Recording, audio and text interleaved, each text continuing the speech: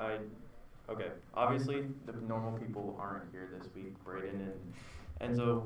Braden will not be here. Enzo will be late. So we are running the stream and the meeting right now. Sorry for the delay. We had a lot of technical difficulties. Welcome to RITSec, week 3. Can I get a clap? Don't clap. Of course, please sign in, scan the QR code. We want to know that you're here. Education, research, both. However long you're going to stay. I'll leave that up for a second. Also sign in if you're on the stream. We'd love to know that you're here.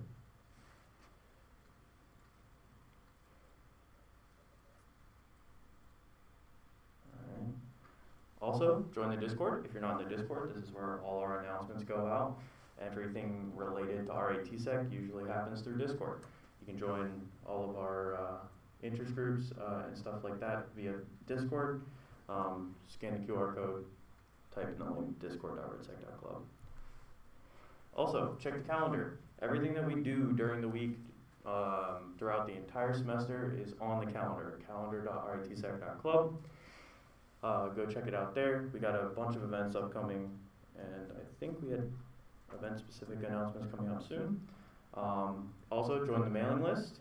Every Wednesday/Thursday, we send out a weekly newsletter covering what's going to happen in the meeting that week and events that are going on. So sign up on the newsletter, enter your email, and then you'll receive all those updates. Also, QR code. If you can't tell, we love QR codes. Also, if you feel that there's something that we do well or we do extremely poorly, this is an anonymous feedback form. We'd love to hear your feedback. We're constantly trying to improve both eBoard, the club, the meetings, anything. Even if it has to do with a specific interest group, whatever. This is completely 100% anonymous. We will review all of the entries and make sure that they're appropriately taken care of and addressed. No QR code though, sorry. Okay, announcements. Hackathon. This unfortunately had to get moved. Some other events were happening. It is now happening on 2/19. It previously was 2/5. But of course, we are going to also be at the M&T Bank Hackathon. M&T Bank is now one of our wonderful sponsors. So come out, meet them. They want to give you jobs. That's the most important part. Also, you can make some cool stuff and make some cool connections at the same time. RITSec swag is in. If you ordered swag last semester, or if you're not sure if you ordered swag last semester, talk to me, another eBoard member. We have so many boxes that we need to get rid of. So please come check if you got the swag.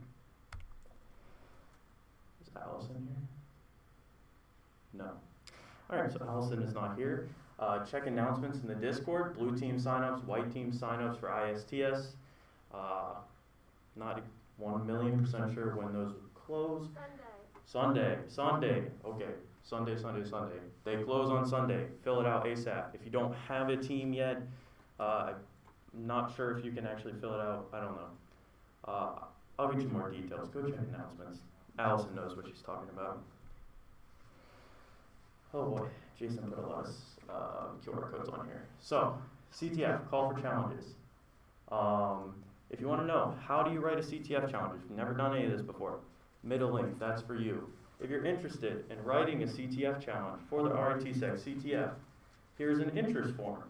This is just to tell us you're interested.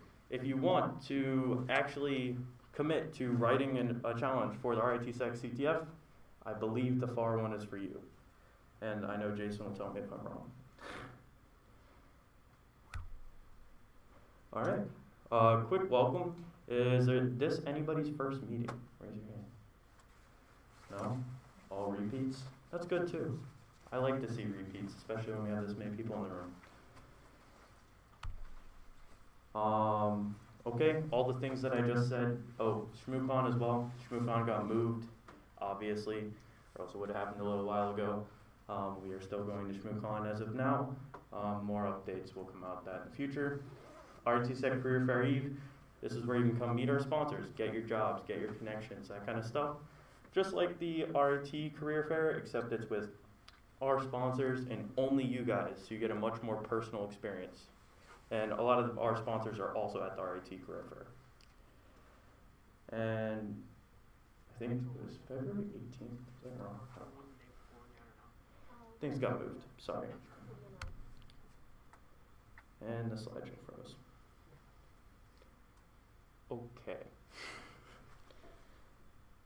Here we go. All right, clap it up for our sponsors.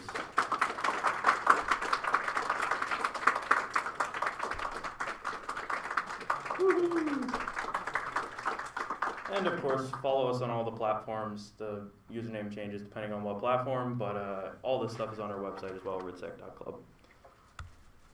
All right, and now for week 3, Spencer Roth, covering pen testing. This is the stream. This is the room.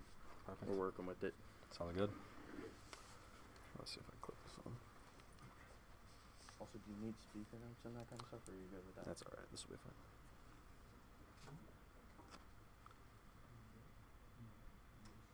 All right. Oh, do I have to push a button? Yeah. Sorry. Right here. So this is red, you're on mute. And then as soon as you click it. So you clip it to your shirt first. Okay. So it doesn't Okay. blow Gotcha. out the speakers. And then Gotcha. Okay, can everyone hear me? Cool. Okay, that didn't work well. Hold on. I'm just gonna hold it. That works. All right, so is this on too for the stream, or do I have to click a button? No, that's on. Cool. All right. Hi, everybody. My name is Spencer. I'm the current RVAPT interest group lead. We meet Thursdays at 7 p.m. in the NetSec lab, right next to the club room. I'm also streaming on Discord for those who want to join remote. I currently have a background in offensive security experience at doing a lot of product security at several different companies, as well as CPTC. My current interests, pen testing, red teaming, anything offensive security and application security based. And I also have kind of an internet measurement background research.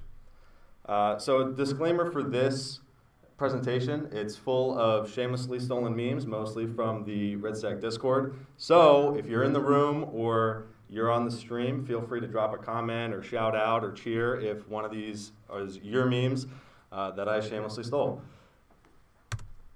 So to start off, what is pen testing? It is a subset of offensive security. It's often referred to as ethical hacking. So, the white hat, it's the good guys. But more in depth, it's a security audit where testers are looking to find and exploit vulnerabilities and show, a company what could possibly happen if they don't improve their security posture, and basically try to find it before the bad guys do. Usually it's a team of individuals, but it can be just a single person. But the most important part of pen testing is reporting and making sure to communicate findings to the clients. So there's usually a couple different reasons that a company would hire pen testing or have internal pen testing, and that's for to improve their security, for marketing so that they can say that they've performed security audits, or for compliance reasons, or just to check if they have security controls and if they're implemented correctly.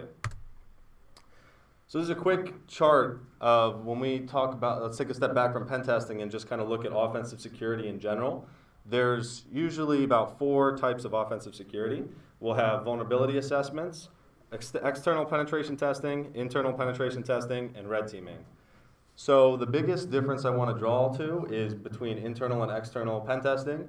When I say internal and external, I don't mean the infrastructure, whether you can access it from outside the network or inside the network. What I'm talking about here is external is more of like a third-party consulting group that companies will bring on and they'll hire. And then internal is more so their security professionals, engineers that work for the company that is often referred to as like product security. And so the differences here, right, is internal is going to work on more so like feature updates, applications, products for the company, whereas external pen testing, usually a client will bring them in to do a bigger network pen test. There'll usually be more hosts. Usually it's black box. They won't have any knowledge of the infrastructure, and they won't, whereas an internal penetration tester would have documentation, they'd be able to talk with developers, and it's a lot more efficient, but it's not necessarily as realistic as external pen testing. So then on the sides, we have vulnerability assessment, which is a lot shorter, right? So a typical pen test engagement will last 1 to 2 weeks, but vulnerability assessments will usually happen much quicker. A lot of times that they'll be automated using scanners such as Nessus or any of these, and so that's what you'll usually refer to as vulnerability assessment, but it's not necessarily exploiting and showing the business impact of the vulnerabilities, just that something's there. It's more so like a lead. And then on the other side, we have red teaming. And red teaming is more so to be simulating a real-world attack. It's gonna a lot of times be more, much longer and more in-depth. And red teaming is really focused on being quiet and silent and defense evasion, and trying to not get caught. So if we look at pen testing versus red team, pen testers, a lot of times if a company has a security operations center or a blue team, they'll know that we're there, right? If we come in and we're hired for a pen test or internal pen test, you're not worried about if you show up in the logs, if you're being quiet, anything like that, and you're there to kind of test the infrastructure and find vulnerabilities, whereas red teamers, the blue teamers won't know we're there, and so you're trying to be quiet, and we test kind of the people, or we're also testing the blue team, not just the infrastructure. We're testing response times, if security controls are implemented properly, and all of that. So when we talk about the pen testing in general, we usually follow specific standards.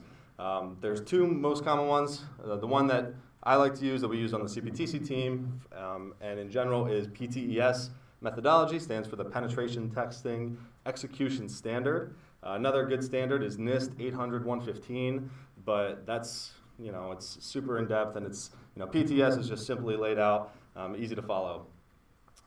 So just the steps real quick. You'll have pre-engagement, intelligence gathering, vulnerability, threat modeling and vulnerability analysis, exploitation, post-exploitation, and then reporting.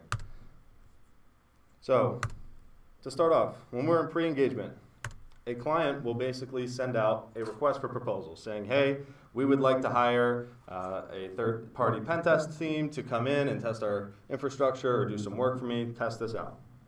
And a consulting firm would usually respond saying, pick me, this is my price, or this is what we can do, this is what we specialize, anything like that. And they will also send a request for information and say, we'd like to get a little more technical details about your environment, and how can we help you? Help me help you. And after that, a statement of work would be issued where the client and the service provider are going to agree on the compensation and project details, any deliverables specifically, and the timeline of when this should be completed. And then, most importantly, rules of engagement will be established. A lot of times the client will define what you can and can't do and what your scope is. Now, it's super important to stay in scope. Don't ever go out of scope. If a client says, hey, don't touch this, and then you touch this, you're now breaching the terms of the contract, and you're liable. You're in trouble, and they will not be happy. So if you are a pen tester and you want to stay on this ethical side, we want to make sure that we're staying in scope. If you accidentally do touch something that's out of scope, if you see, you didn't mean it, you're running your tools, and all of a sudden something else is included within that, you should stop, or if the client comes to you and says, hey, what's going on here? You should apologize, you should check your tools, keep a good track of everything that you're doing so that you can explain to them exactly what you did and how to fix it so that you're on the same page. When to expand scope? So let's say that you find a super outdated development server on a network, and it's not included in the scope, but you think that this is a real issue to the company. You can absolutely reach out to your point of contact and request, say, hey, we think that this is really bad for your network. We think that this is a big way to get in. we would like to try to test this. And then it's up to the client to say, okay, yep, go ahead, we'd like you to test this, or no, we don't want you to test it. And if they say no, you know, it's unfortunate, it's annoying, but you have to follow it because this is a business, they hired you. You know, if you can try to help them as much as you want, but you can only help them as much as they want. So, okay, so then moving into enumeration. There's two types of enumeration. You're going to have passive and active enumeration. Passive, a lot of times we think of open source intelligence gathering, which we refer to as OSINT. And a lot of times this is just trying to identify public information that could possibly help you to gain access to a system and gain more knowledge about your target. Everything is in scope here, you know, within reason, because it's all publicly available information. You're not trying to hack in. So a lot of times you'll look at places like employee profiles on Facebook, you'll look at GitHub pages, their Twitter, Reddits, LinkedIn, Instagram, YouTube. And big one that's been recently coming out is kind of Stack Overflow. Developers will be posting questions on Stack Overflow specific to their company infrastructure, and you know, you can find some clues there. Another thing is scanning with Shodan, anything like that. Also, you can do advanced Google searches, which we refer to as Google dorking. I'm not going to go too in depth, but the other thing is there's a bunch of tools that have been created. Specifically, there's one called the Harvester that was a major contributor. It was an RIT-Sec alumni, Matt Brown, shout out. But these are really great tools that kind of help. Just look for, you know, if there are secret keys in a GitHub repo, in the Git commit history, or anything like that. Or just learning the structure of an organization in the org chart. Then we'll get into active enumeration, which everyone, you know, may be a bit more familiar with, where you have Nmap and you're doing your scanning. I'm not going to get into the nitty-gritty. If you want that, come to RVAP, Thursdays, 7 p.m. But essentially, Nmap is going to be able to do, it's a great tool. You'll be able to do all types of scanning. It's got vulnerability scanning included with different scripts that you can run. It's got tons of flags, totally customizable, different scans that you can do to be quieter, if you don't care about being quiet, all that. So with Nmap, and when we do scanning, we want to break it down. So the first step is going to be host discovery. Let's say you are a third-party pen tester and you're hired by a company and they're going to give you subnet ranges.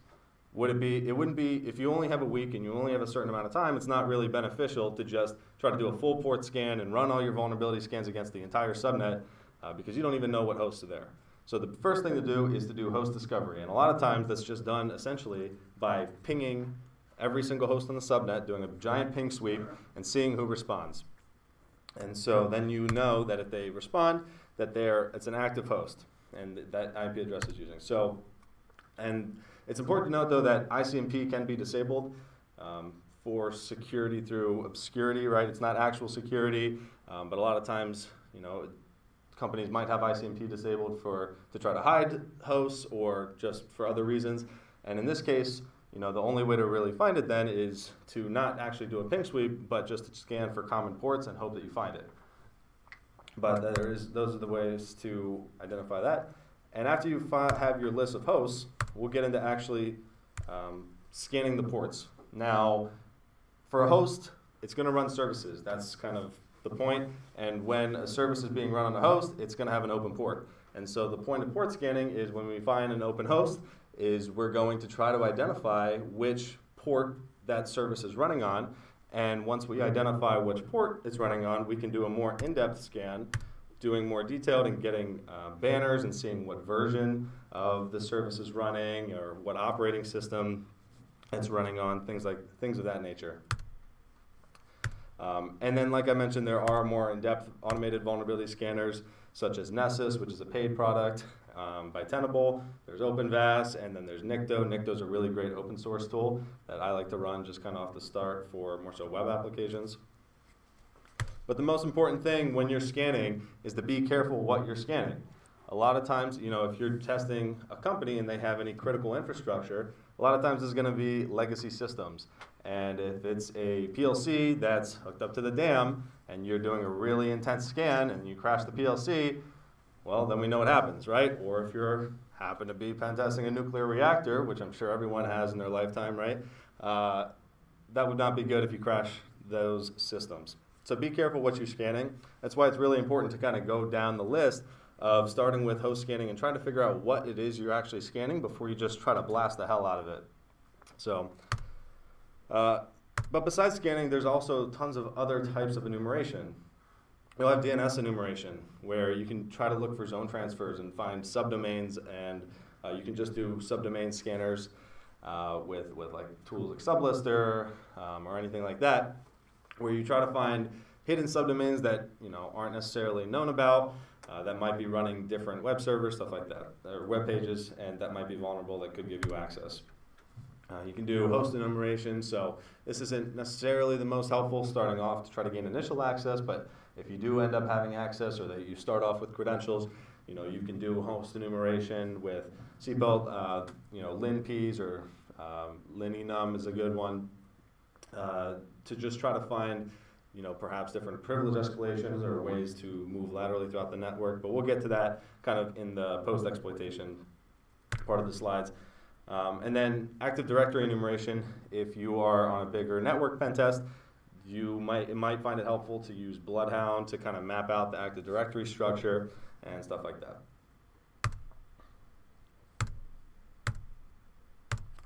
So after we do all of this enumeration, we want to actually say, okay, we have all this information. What does it actually mean? We want to perform some analysis on it. And the best thing to do is try to find what we call low-hanging fruit. This is the very simple vulnerabilities or things that might not be the most sexy, but they can do the trick. And you can do the in-depth testing and the super complicated attacks later, but why, we want to maximize our efficiency. And if you're only performing an engagement within a week or two, you want to make sure to try to get access as fast as possible. So you want to look for low-hanging fruit first. Security scanners are really good at that. Nessus is really good at that. But again, they're just vulnerabilities. They might not actually, or they're just low-hanging fruit. They might or may not get you what you need. But some examples could be service misconfigurations, default credentials, outdated operating systems, or in the case of Active Directory, it's just a feature. So basically we want to take the information that we gain from enumeration and turn that into some type of exploit. For OSINT specifically, right, we're going to look about comments about the work infrastructure, like I mentioned on perhaps on Stack Overflow. If a developer is struggling to implement a security control, perhaps that might give you a key into where they might have a weakness there. See if there's any secret keys that were uploaded, any API keys or any private keys, SSH keys, anything like that. You'd be surprised at how many people will put that into GitHub or with API keys specifically embedded directly in the app. So look at possible passwords that could be posted on employees' LinkedIn's or anything like that. And again, in the GitHub, there's tons of super common password combinations. Parents love to do their kids and then their birthdays. Or another common one is this current season and then the year. So this would be winter 2022, right? Super common passwords, and then create word lists out of those passwords, and use those for brute forcing or password spraying if you have a user. And a big common one is there was a giant password breach a bunch of years ago, and there's a password list called rocku.txt. It's got 14 million lines. It's got a lot of common passwords, and it's really great for brute forcing. So that's always a good thing to try. But actually, just a quick note on brute forcing, that's not the best way for pen testing to try to get in, because again, you don't want to just start, without knowing anything about the infrastructure, the network. You don't want to just blast the hell out of it. So be careful with brute forcing. That's why it's better to have a much smaller and targeted word list for things that you found, and try a few passwords from that word list for specific users rather than just, spin up Hydra and try to blast it with Rocku. Looking at GitHub, right, you'll get free source code, which is always nice if you can actually do code reviews and have access to the source code to look for vulnerabilities. Look for contact information, so emails for phishing. That's like the biggest thing for that red teamers use and that attackers use. They'll just go to your LinkedIn, because if you didn't know, everyone's LinkedIn's email that you sign up with is public. Anybody can get it. It's all there. So that's a super big thing, and that's how phishing happens. And if you have access to an org chart or seeing who is the head of IT or the structure of who would probably have access to what infrastructure, what information, those are really things. Those are the big things you want to look for in the OSINT enumeration.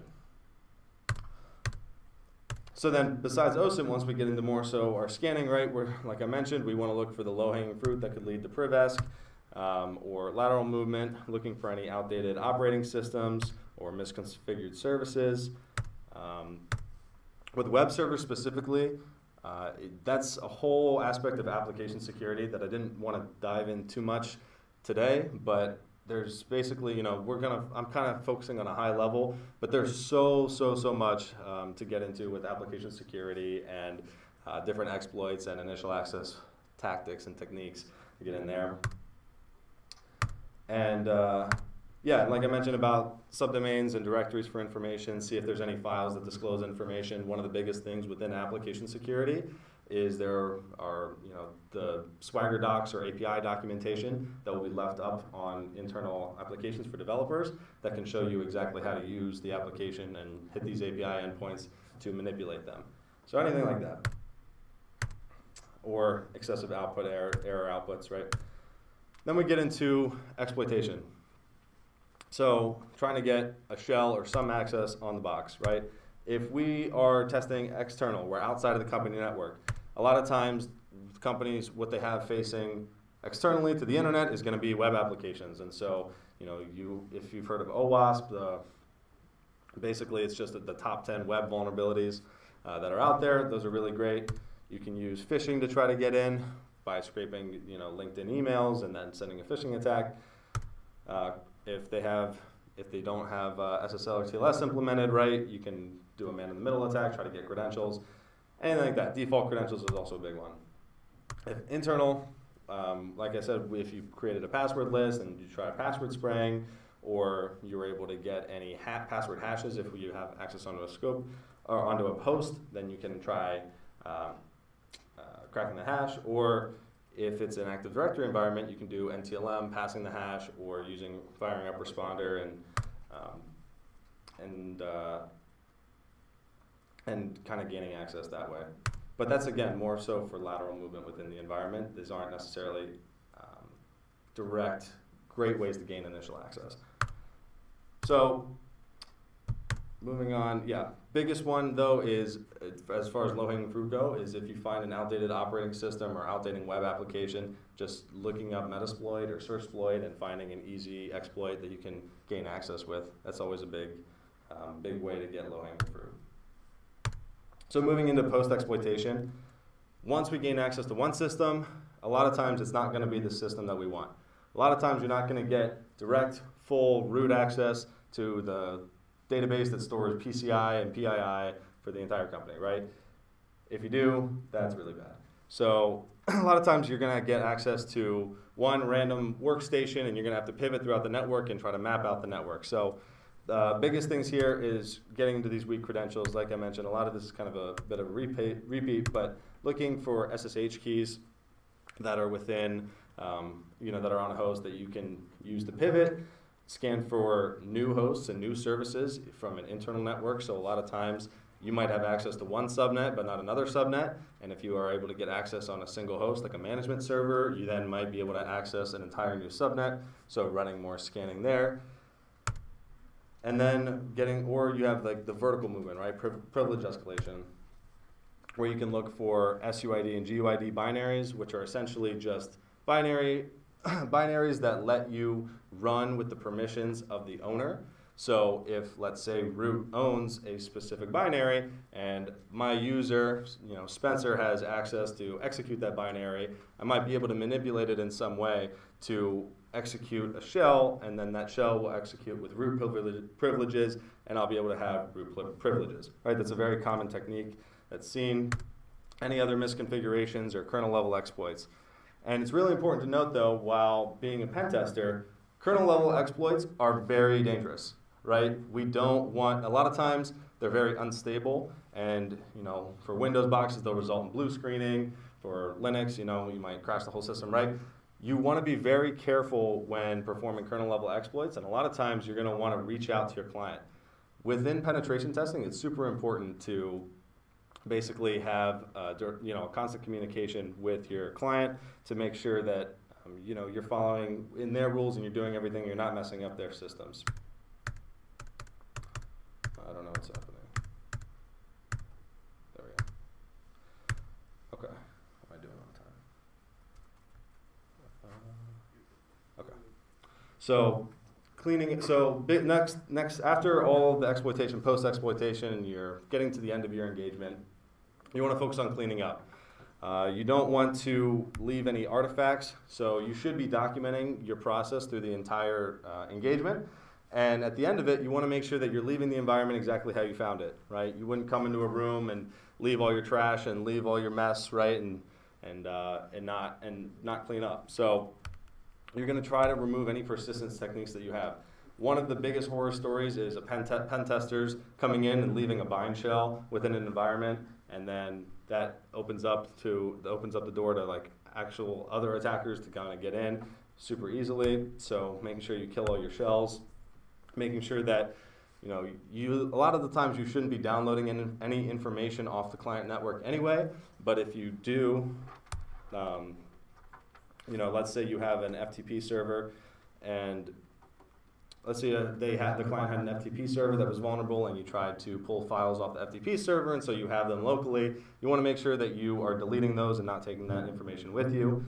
You also want to make sure that any files that you create, let's say you wanted to run an enumeration script and you downloaded it, right? If you have your tools that you downloaded on a specific host, you want to make sure to clean all that up.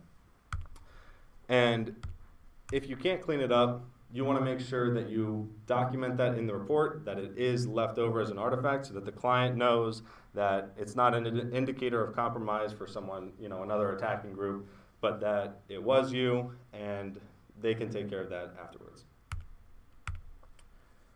So then we get into reporting, and reporting is the most important part of a pen tester's job.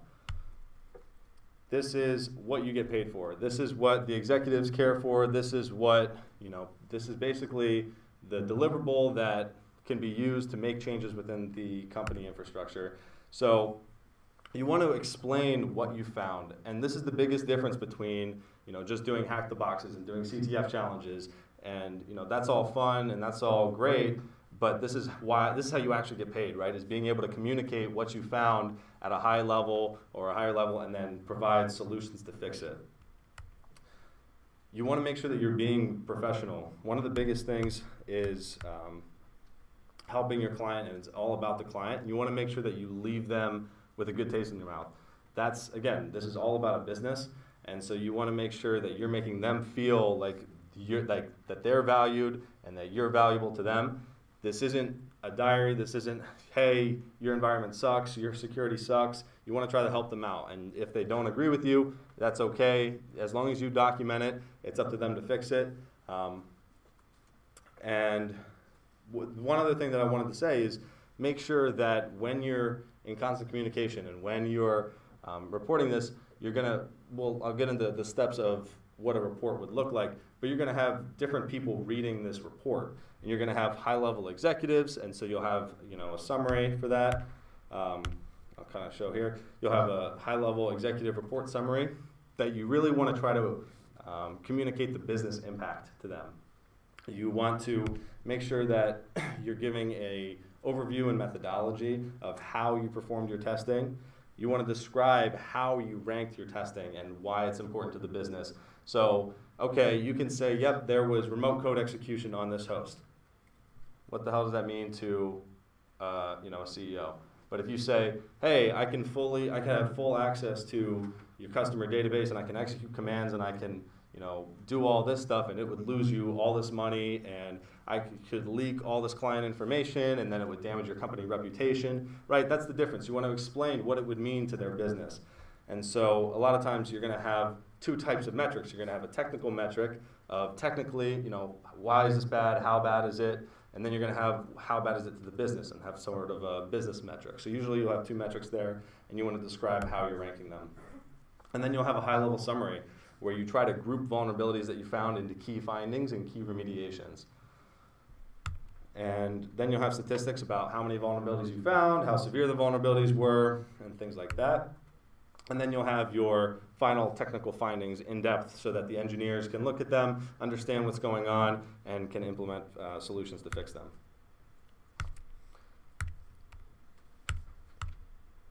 So, quick note on remediation. It is completely unhelpful to say, oh, just upgrade it, or hey, just do this, just do that, right? A lot of times, companies will be dealing with legacy systems or won't be able to do mass updates all at once. And you have to make sure that you are providing, it's not that simple, and that you're providing other solutions, right? You should oftentimes provide, kind of two solutions, a short-term fix and a long-term fix. You want to say, okay, this could be a Band-Aid fix to just patch it right now, but it's not the best security practice, and this is how you should fix it over time to be fully secure. And that way, they can, and talk about how to prioritize that. And that way that the client can feel that it's not just impossible to fix it, right? You're providing some solutions with a plan over time to help them out. So to conclude, if any of this interests you and you'd like to learn more, again, this is just a high-level overview, trying to get an introduction. Come to RVAPT. We have a lot of fun trying to dive more in depth to things. Next Thursday, we'll be doing kind of a hack the box, going over the Log4j vulnerability. It's a try hack me box, but we'll be kind of diving into the technical aspects of that. So come check it out, 7 p.m., NetSec room or on Discord. And make sure that if you're not in the RVAP channel, you join it within the RidSec Discord. Also, CPTC is a really great competition to be a part of if you're interested in pen testing. It gives a super realistic, I can talk about it because I've done CPTC and kind of worked in industry, and it's super realistic, and they do a really good job. And with RVAP, we try to do a mini competition that replicates that, but CPTC is the real deal. So make sure that if you're really interested, you should try out. And I'm not sure exactly when tryouts are going to be, but you can talk to myself or any of the other CPTC members to kind of get more information on that. And then finally, just have a list of resources here that if you want to get more interested, there's Pentester Academy, but that is a subscription-based thing. But then you have Hack the Box, VulnHub, Try to Hack Me, and those are all free platforms where you can kind of test out your skills and get more. It's more so than just a CTF, but more so focused on the offensive security and the mindset of how to gain initial access and then privilege escalate. But it doesn't really get necessarily the reporting and communications part, which is what we try to go over in RVAPT as well. But YouTube is another great source of information. Watching guys like IPSEC, John Hammond, Live Overflow, they do walkthroughs, because a lot of times if you try out these platforms, Hack the Box, even the easy boxes can be really intimidating. And so watching these YouTube videos of people explaining their thought process, everything might really help you. So thank you. Are there any questions? What was your introduction to kind of pen testing? Like, where did you start from? Yeah, so the question was, what was my introduction to pen testing and where did I kind of start? And so I think, just to preface that, I think it was last week or 2 weeks ago, the RidSec e-board did a talk about Imposter Syndrome. I think that was a really great talk. I came in with absolutely no security experience at all or computer science.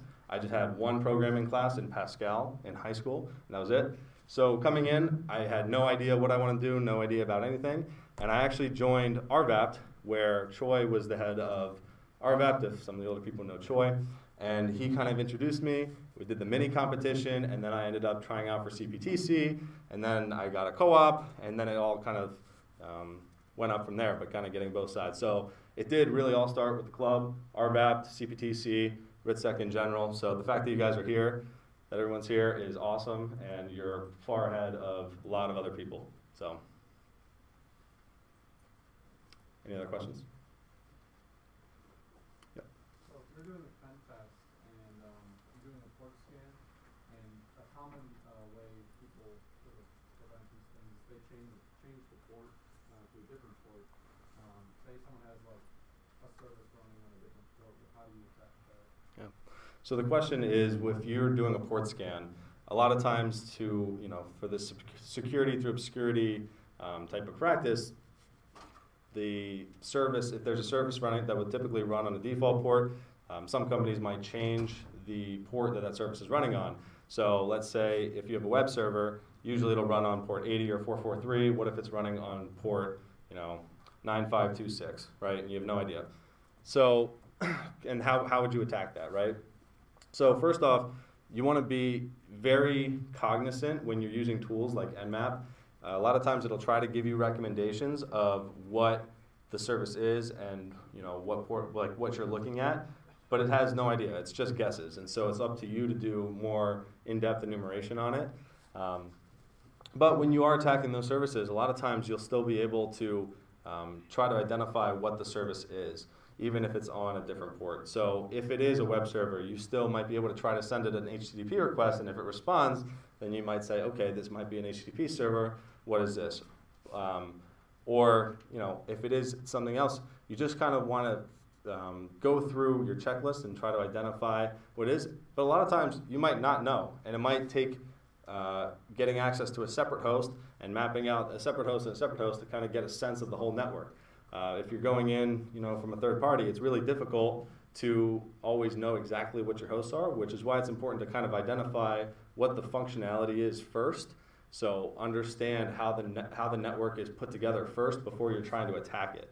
So I think hopefully that answers your question. Anybody else?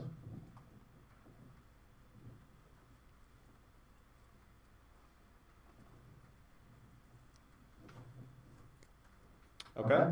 Thank you for listening. Again, RVAP, 7 p.m. Thursdays.